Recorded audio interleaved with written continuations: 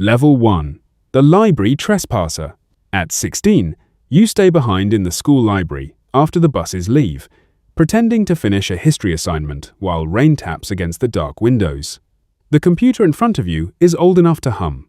Its keyboard has a missing letter E, and a blue plastic flash drive hangs from your backpack zipper on a piece of dental floss. Your goal is small. The school network blocks a programming forum, and you want to prove the filter is not smarter than you. Nothing valuable is at stake. Just a locked door and the irritation of being told you cannot enter. Your best friend, Mina, sits across from you drawing tiny planets in the margin of her notebook. She warns that the librarian is making rounds. You barely hear her. For the first time, a machine feels less like an object than a set of human decisions, and human decisions leave gaps. At 5:26 p.m., the blocked page appears. The victory lasts 6 seconds. Then the screen flashes, the connection drops, and footsteps approach between the shelves. You pull the blue drive free so quickly that the plastic casing cracks along one side. The librarian finds 2 students doing homework. You walk home through the rain expecting police lights at every corner. None come. That absence teaches the wrong lesson. Over the next year, curiosity becomes discipline. You read manuals while classmates sleep, rebuild discarded computers, and learn that patience matters more than movie-style brilliance. Mina brings vending machine coffee and watches your face change when something finally makes sense. At graduation, she writes inside your yearbook, "Build something worth opening." You underline the sentence twice. By then, however, opening things has already become more exciting than building them. Level 2. The Bug Hunter. At 19, you rent a room above a laundromat and study computer science at a community college because it is what you can afford. The walls shake during the spin cycle. Your desk is a door balanced across 2 filing cabinets, and the cracked blue drive sits beneath the monitor like a private trophy. This time, you want legitimacy. Companies run programs that reward researchers for responsibly reporting security flaws. The rules are strict, and most submissions earn nothing. Still, the possibility feels clean. Find a weakness, help fix it, get paid. For 3 months, you receive automated rejections. Duplicate, out of scope, informational only. Your grocery money shrinks while tuition rises. Mina, now training as an emergency nurse, calls during night shifts and tells you to sleep before your hands start shaking. Then, at 3:14 a.m., you notice an access control mistake in a small travel company's customer portal. You document the risk without touching real customer data and send the report. The company replies 2 days later. They thank you, repair the problem, and award you $2,500. You read the message 5 times. The money pays rent, replaces your failing laptop, and buys dinner with Mina, who raises her glass and says this is what you were supposed to become. More reports follow. Your name appears on public acknowledgements, and private research groups invite you in. Skill brings validation, but also frustration. Ordinary systems look exposed while legal permission remains narrow and slow. One startup refuses to pay after quietly fixing a flaw you reported. Its attorney warns that further contact could be treated as harassment. You followed the rules and still lost. That night, an anonymous account messages you. The sender offers $10,000 for the same kind of access, no report required. You delete the message. An hour later, with tuition due, you recover it from the trash. Level 3. The Midnight Contractor. At 22, you work days in a security operations center where fluorescent lights never dim and wall screens display thousands of alerts. Your job is to distinguish real danger from harmless noise before breakfast. The company badge grants access you once imagined, but every action is logged and reviewed. At night, a different version of you opens an encrypted chat. The client calls himself Vale. He wants information about a business rival, schedules, negotiations, anything useful. You refuse twice. On the 3rd request, he offers enough money to clear your remaining debt. You try to invent a safe line inside an unsafe act. You will only confirm access, you tell yourself. No damaged systems. No ordinary employees exposed. The distinction survives until the first private file appears. Inside is a merger plan that could affect hundreds of jobs. Vale asks for it. You hesitate with the cursor over the attachment, hearing Mina's yearbook sentence in your head. Then you send it. Payment arrives through concealed channels. You replace the laundromat room with a quiet apartment, pay for your father's dental work, and tell everyone you received a promotion. The lie is modest enough to live inside.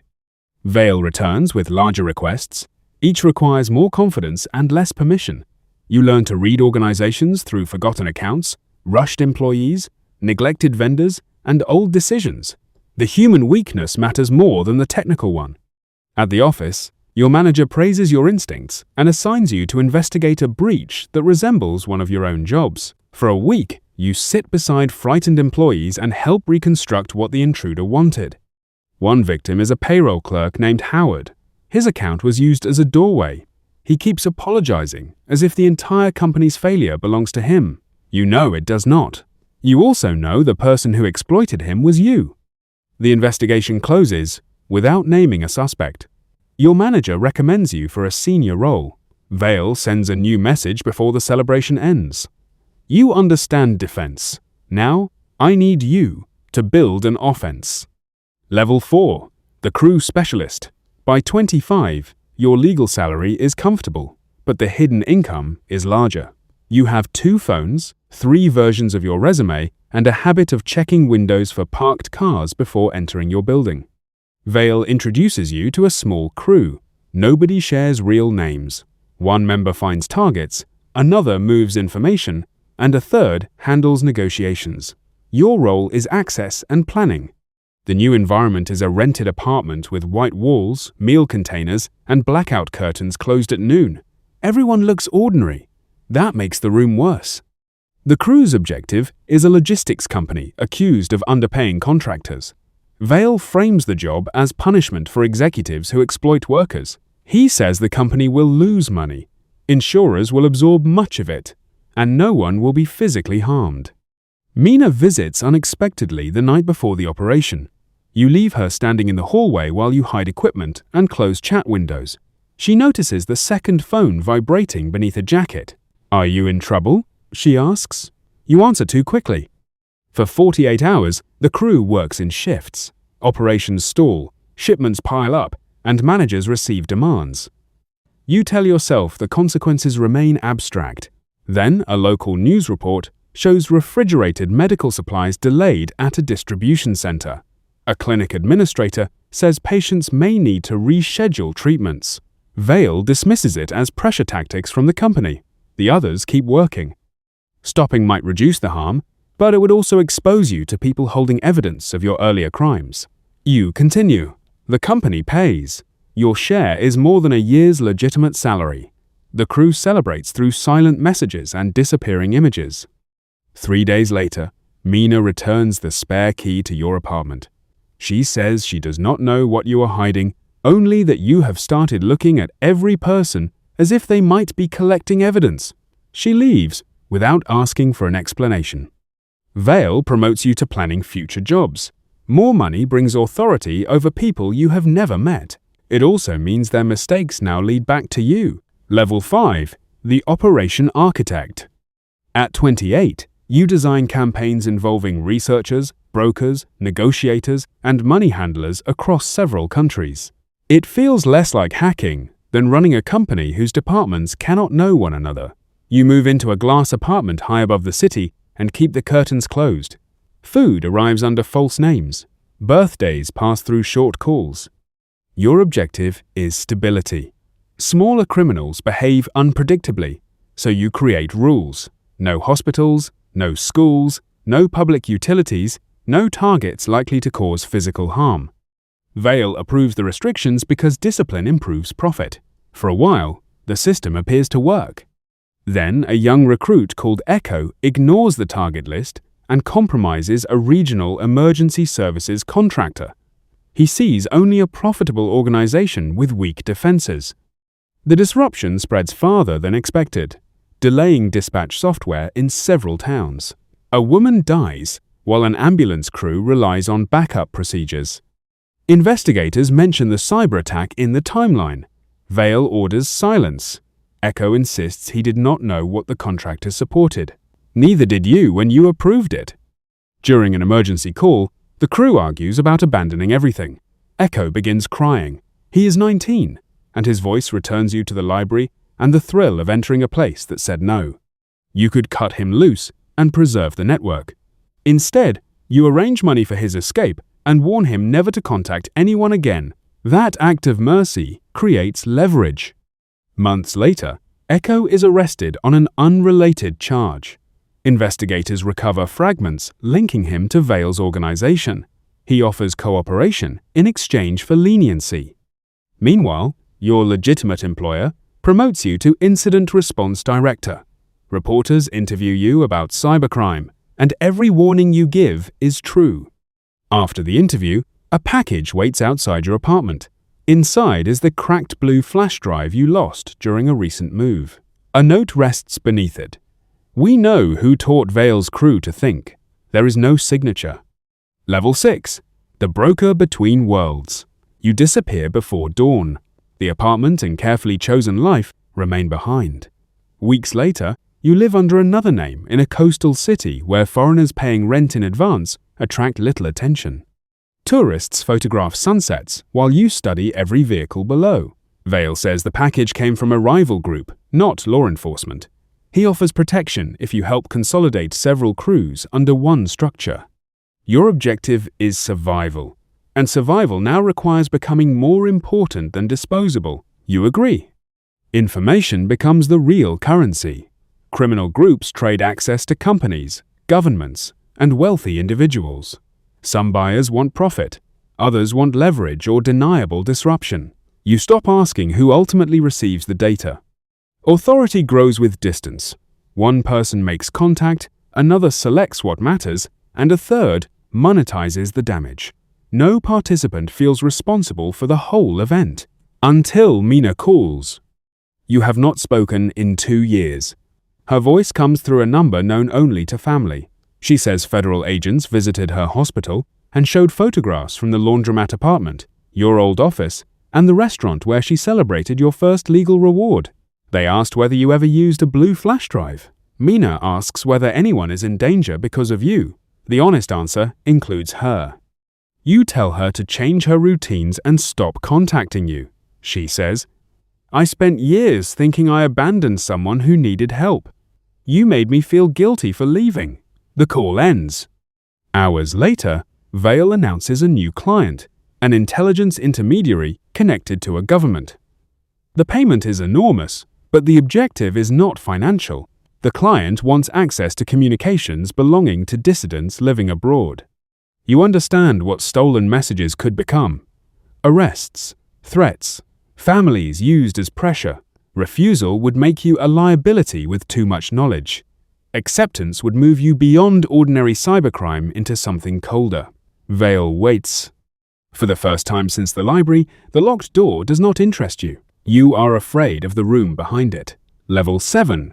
The state-sponsored ghost. You accept the contract with conditions that will later sound meaningless. The intermediary provides intelligence, infrastructure, protection inside friendly territory, and target lists prepared by unseen officials. In exchange, Vale's network becomes a deniable tool. Your status changes overnight. Intelligence agencies watch one another through you. Rivals may recruit, expose, or eliminate the team. One state's protection creates several enemies. The objective is framed as national security. The targets are described as extremists, foreign agents, and destabilizing actors. Some may be dangerous. Others are journalists, labor organizers, and exiled students. One target is Mina's cousin, Samir, a graduate student documenting political disappearances. At a family barbecue years earlier, he burned the food and laughed louder than anyone there. Vale tells you personal connection makes you unsuitable for the assignment. He plans to give it to another operator. That would not save Samir. It would only remove your view of what happens. You take control of the operation and quietly limit the information collected. Then you send Samir an indirect warning through a trusted channel, hoping he understands without exposing the source. He does. Samir abandons his apartment hours before local security officers arrive. The intermediary is furious. Someone leaked. Vale finds your pattern of hesitation and confronts you by video, showing his face for the first time. Vale is not an older mastermind. He is close to your age, tired, and sitting in what looks like a child's bedroom. A paper dinosaur hangs on the wall behind him. Either you identify the leak, he says, or he gives the government your name. You have spent years building systems that separate people from consequences. Now the entire structure narrows to one choice, so you betray Vale first. You send records of the state contracts to journalists and investigators. The release exposes operations, victims, and officials who believe deniability was permanent. It also exposes enough of your own history to make escape nearly impossible. By sunrise, Vale has vanished. The government denies everything. News organizations call the source an unknown whistleblower. On a public wanted notice, your legal name appears beneath a photograph taken before you learn to hide from cameras. Level 8. The hunted witness. Airports become impossible. Every boarder may have received your name 5 minutes earlier. You move through borrowed rooms and safe houses arranged by people whose motives you cannot verify. The world imagines a hacker controlling events from the shadows. In reality, you spend nights beside noisy refrigerators, afraid to connect a phone. Freedom is no longer the objective. You need the evidence in court before Vale or the intermediary can erase the story. A journalist named Lena Ortiz becomes your only consistent contact. She is careful, skeptical, and unwilling to treat you as a hero. During your first meeting in a closed roadside cafe, she places photographs of victims across the table. The payroll clerk blamed for your early intrusion, the clinic affected by the logistics shutdown, the ambulance worker questioned after the emergency services attack, Samir standing outside an empty apartment. You keep describing systems, Lena says. These are the people inside them. Prosecutors want authentication and testimony. Without you, officials can claim fabrication. With you, the evidence can also convict you. Mina sends one message through Lena. Tell the truth where it can be challenged. That sentence ends the argument. Through attorneys, you negotiate surrender with no guarantee beyond a chance at leniency. Lena drives you to a consulate compound surrounded by reporters and armed officers. The cracked blue drive rests in your pocket. It contains nothing useful now. You carried it through every move because it belonged to the last version of you who believed opening a forbidden page was consequence-free. At the gate, an officer orders you to raise your hands. For years, people described you as invisible. The cameras prove otherwise. Vale is arrested months later. Officials tied to the contracts resign, deny knowledge, or survive behind classified proceedings. Some victims receive confirmation. Others receive silence. Your cooperation changes the case. It does not erase your part in creating it. Level 9. The hacker with no access. The sentence is measured in years. Prison measures it through meal carts, fluorescent lights, footsteps during count, and calls ending too soon. You are housed away from the general population for safety. Computers are prohibited. Even the prison library terminal requires supervision. For the first time since childhood, machines exist around you as closed objects. Your objective becomes accountability without self-invention. Prosecutors call you a cooperating criminal, journalists, a whistleblower, and victims, the person who harmed them. None of the labels is complete. Mina visits after 18 months. Glass separates you. Gray touches her temples, though you are both younger than it makes you feel. For several minutes, neither of you lifts the phone. When she finally does, you apologize without explaining intention, pressure, or fear. Mina says Samir is safe. Then she tells you Howard, the payroll clerk, lost his career after years of being associated with the breach. You remember his repeated apology in the conference room. The wrong person carried your shame. Later, you help investigators understand how organizations recruit talent, distribute responsibility, and persuade gifted people that distance removes guilt. The useful truth is not how to enter a system, It is how ambition becomes permission. Years pass. Your father dies while you are still inside. Among his belongings is the new laptop you bought him with Vale's money. He had barely used it. A folder on the desktop contains one photograph. You and Mina at graduation. The blue drive hanging from your backpack. After release, every application asks about the conviction. Security companies refuse you, and conferences debate whether inviting you would educate audiences or reward harm. Eventually, a nonprofit offers supervised work speaking to teenagers about cybersecurity. No private network access, just classrooms, whiteboards, and questions. At the first school, a student waits after everyone leaves. She is 16 and carries a damaged red flash drive on her keychain. She says the school blocks coding forums and asks whether rules matter when nobody gets hurt. The answer you once wanted would have impressed her. Instead, you take out the cracked blue drive and place it beside hers.